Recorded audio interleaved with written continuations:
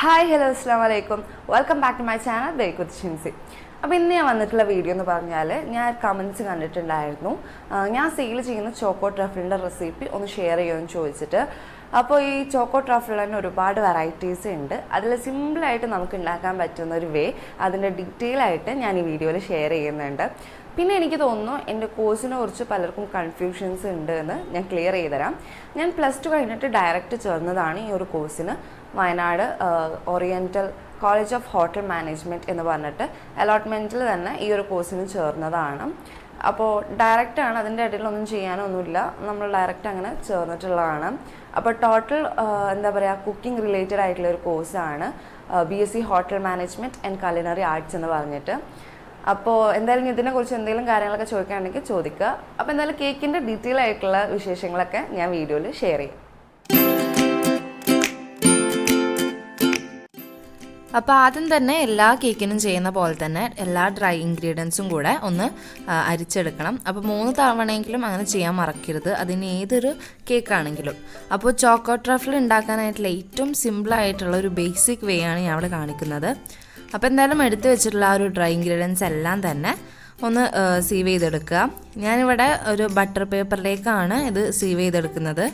അപ്പോൾ ഇതുപോലെ butter paper നമ്മൾ കട്ട് ചെയ്ത് വെച്ചാൽ ഒരു പേപ്പറിൽ നിന്ന് മറ്റൊരു പേപ്പറിലേക്ക് പെട്ടെന്ന് നമുക്ക് എന്ത് ചെയ്യാൻ പറ്റും, ഈസി ആയിട്ട് സീവ് ചെയ്തെടുക്കാം.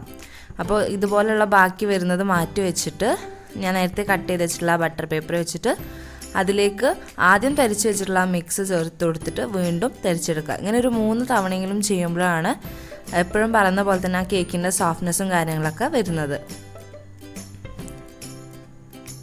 അപ്പോൾ ഞാനിവിടെ കോക്കോ പൗഡർ ഇങ്ങനെ എടുത്ത് കാണിക്കാൻ കാരണം എന്താ വെച്ചാൽ ചോക്ലേറ്റ് കേക്ക് അതുപോലെ തന്നെ ട്രഫിളൊക്കെ ആകുമ്പോൾ കോക്കോ പൗഡർ നല്ല കളറുള്ള കോക്കോ പൗഡറിന് നമ്മൾ യൂസ് ചെയ്യണം. ഇപ്പോൾ എന്താ പറയുക, ഈ റെഡ് വെൽവെറ്റ് കേക്കിനൊക്കെ ലൈറ്റ് കൊക്കോ പൗഡറാണ് നമ്മൾ യൂസ് ചെയ്യുക. കാരണം അവിടെ കളറിന് എന്താ പറയുക വലിയ ഇതൊന്നും ഇല്ലാത്തതുകൊണ്ട് ലൈറ്റ് കൊക്കോ പൗഡറാണ് അവിടെ യൂസ് ചെയ്യുക. പക്ഷേ ഇതുപോലെ ചോക്ലേറ്റി ആയിട്ടുള്ള ബേസ്ഡ് ആയിട്ടുള്ള കേക്കിനൊക്കെ നല്ല കളറുള്ള കൊക്കോ പൗഡറാണ് യൂസ് ചെയ്യാൻ ശ്രദ്ധിക്കുക.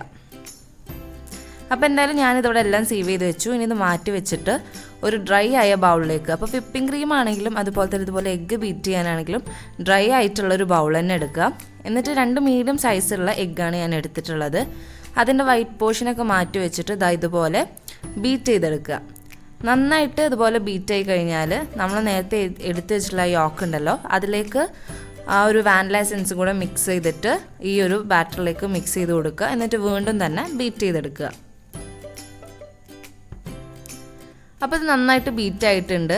ഇനി ഇതിലേക്ക് നമ്മൾ നേരത്തെ തരിച്ച് വെച്ചിട്ടുള്ള ആ ഒരു പൗഡർ ചേർത്ത് കൊടുത്തിട്ട് മിക്സ് ചെയ്തെടുക്കാനുള്ളൂ. അപ്പോൾ ഒന്നിച്ച് ചേർത്ത് കൊടുക്കാതെ കുറേശ്ശെ ചേർത്ത് കൊടുക്കുക. എന്നിട്ട് നന്നായിട്ട് തന്നെ മിക്സ് ചെയ്യാം. ഈ നന്നായിട്ട് മിക്സ് ചെയ്യാന്ന് പറയുമ്പോൾ ഒന്നെങ്കിൽ കട്ട് ആൻഡ് ഫോൾഡ് മെത്തേഡിൽ വളരെ സോഫ്റ്റായിട്ട് മെല്ലെ മിക്സ് ചെയ്തെടുത്താൽ മതി, ഒന്നിച്ച് അങ്ങോട്ട് മിക്സ് ചെയ്തെടുക്കരുത്.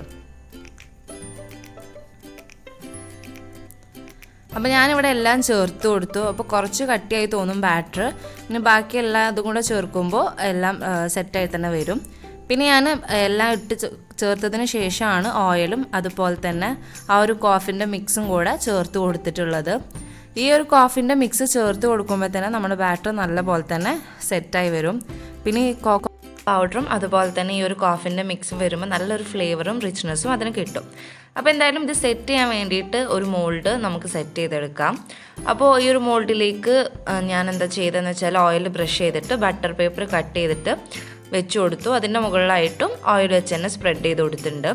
ഇനി അതിലേക്ക് ഉണ്ടാക്കി വെച്ചിട്ടുള്ള ഒരു ബാറ്ററും കൂടെ നമുക്ക് ഒഴിച്ചു കൊടുക്കാം. വളരെ പെട്ടെന്ന് ആർക്കും നമുക്ക് പെട്ടെന്ന് ബേക്ക് ചെയ്തെടുക്കാൻ പറ്റുന്ന ഒരു സിമ്പിൾ കേക്ക് റെസിപ്പി ആട്ടോ ഇത്.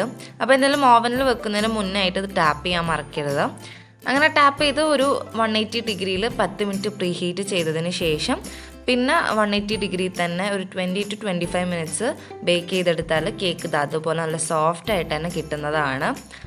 അപ്പോൾ കേക്ക് നന്നായിട്ട് ചൂടാറുന്നതിന് മുന്നേ തന്നെ മോൾഡിൽ നിന്ന് എടുത്ത് മാറ്റുക. അപ്പോൾ അങ്ങനെയാണെങ്കിൽ കേക്ക് ആ പൊങ്ങി അതുപോലെ തന്നെ ഉണ്ടാവും. അപ്പോൾ അതൊന്ന് ശ്രദ്ധിക്കുക. എന്നിട്ട് നല്ല പോലെ തന്നെ പുറത്ത് വെച്ച് ചൂടാറിയതിന് ശേഷം ഇതുപോലെ നമുക്ക് ലെയറാക്കി മാറ്റാം. അപ്പോൾ അകത്തും പുറത്തൊക്കെ നല്ല സോഫ്റ്റ് തന്നെ ആയിട്ട് വന്നിട്ടുണ്ട്. അപ്പോൾ ഇനി സ്ലൈസ് ചെയ്യുന്നതിന് മുന്നേ ആയിട്ട് ആ ബട്ടർ പേപ്പറും കൂടെ മാറ്റിയതിന് ശേഷം 3 ലെയറായിട്ട് ഈ കേക്ക് നമുക്ക് കട്ട് ചെയ്യാൻ പറ്റും. അപ്പോൾ കട്ട് ചെയ്തിട്ടുണ്ട്. ഇനി ചിലപ്പോൾ നമുക്ക് മേ ബി കേക്കിൻ്റെ മുകൾ ഭാഗം നല്ല എന്താ പറയുക ഫ്ലാറ്റായിട്ട് തന്നെ വരും, അല്ലെങ്കിൽ ഇതുപോലെ കുറച്ച് പൊങ്ങിയതായിട്ട് തോന്നുന്നുണ്ടെങ്കിൽ ആ ഒരു ഭാഗം ജസ്റ്റ് കട്ട് ചെയ്തെടുത്താൽ മതി. അപ്പോൾ എന്തായാലും 3 ലെയറായിട്ട് ഇവിടെ കട്ട് ചെയ്തെടുത്തിട്ടുണ്ട്. ഇനി ഇത് ക്രം കോട്ട് ചെയ്യാൻ വേണ്ടിയിട്ട് ആദ്യം നമ്മൾ എടുത്തിട്ടുള്ള ആ ഒരു ബോർഡിലേക്ക് സ്ലൈസൊക്കെ വെച്ച് കൊടുക്കുക. അതിന് മുന്നേ ഞാനിവിടെ വിപ്പിംഗ് ക്രീം ബീറ്റ് ചെയ്തെടുത്തിട്ടുണ്ട്. അതിലേക്ക് മെൽറ്റ് ചെയ്തിട്ടുള്ള ആ ഒരു ഗനാഷ്, ചോക്ലേറ്റ് ഗനാഷും കൂടെ ചേർത്തത് കൊണ്ടാണ് ഈ ഒരു കളറിൻ്റെ ഡിഫറൻസ് ഒക്കെ വന്നിട്ടുള്ളത്. അപ്പോൾ അതൊന്ന് ബോർഡിൽ സെറ്റ് ചെയ്തതിന് ശേഷം ആദ്യത്തെ ലെയർ വെച്ച് കൊടുക്കുക. അങ്ങനെ വെച്ച് കൊടുത്തിട്ട് പിന്നെ ഇതിലേക്ക് ഷുഗർ സിറപ്പ് വെച്ചിട്ട് ഇതൊന്ന് സോക്ക് ചെയ്തെടുക്കാം.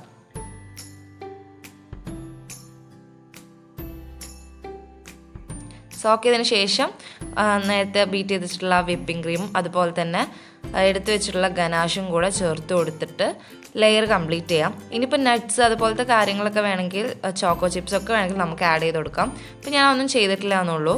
അപ്പോൾ ഇതേപോലെ തന്നെ എല്ലാ ലെയറും കംപ്ലീറ്റ് ചെയ്തെടുക്കുക.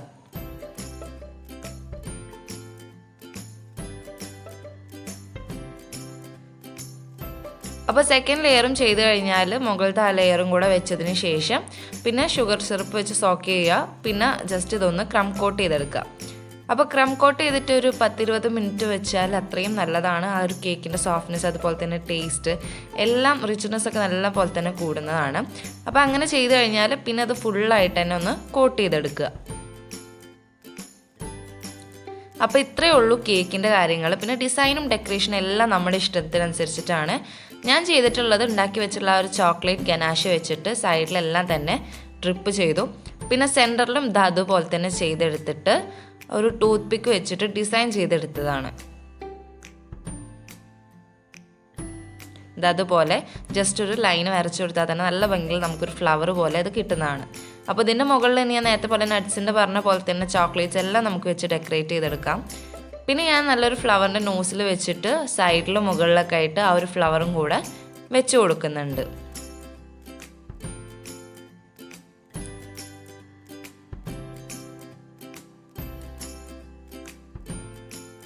അപ്പോൾ നല്ല അടിപൊളിയായിട്ട് ആർക്കും പെട്ടെന്ന് തന്നെ ഉണ്ടാക്കാൻ പറ്റുന്ന ആ ഒരു ചോക്കോ ട്രഫിൾ കേക്ക് ഇവിടെ റെഡി ആയിട്ടുണ്ട്. വളരെ സിമ്പിളായിട്ട് ഒരു 1/2 kg റെസിപ്പിയാണ് ഞാനിപ്പോൾ കാണിച്ചിട്ടുള്ളത്. അപ്പോൾ ഇതിനെ കട്ട് ചെയ്ത് കാണിച്ചു തരാം. കണ്ട ആ ഒരു സോഫ്റ്റ്നെസ് നമുക്ക് കട്ട് ചെയ്യുമ്പോൾ തന്നെ അത് ഫീൽ ചെയ്യും. അപ്പോൾ എന്തായാലും ആ ഒരു സോഫ്റ്റ്നെസ്സിലും കാര്യങ്ങളും തന്നെ വളരെ പെട്ടെന്ന് നമ്മളിത് ഉണ്ടാക്കിയെടുത്തിട്ടുണ്ട്. അത്ര ഈസി തന്നെയാണ് ഈ റെസിപ്പി. അപ്പോൾ എല്ലാവരും എന്തായാലും ട്രൈ ചെയ്ത് നോക്കുക. അപ്പോൾ എല്ലാവർക്കും വീഡിയോ ഇഷ്ടമായി എന്ന് കരുതുന്നു. ഇഷ്ടമായിട്ടുണ്ടെങ്കിൽ like, share, subscribe. Thanks for watching.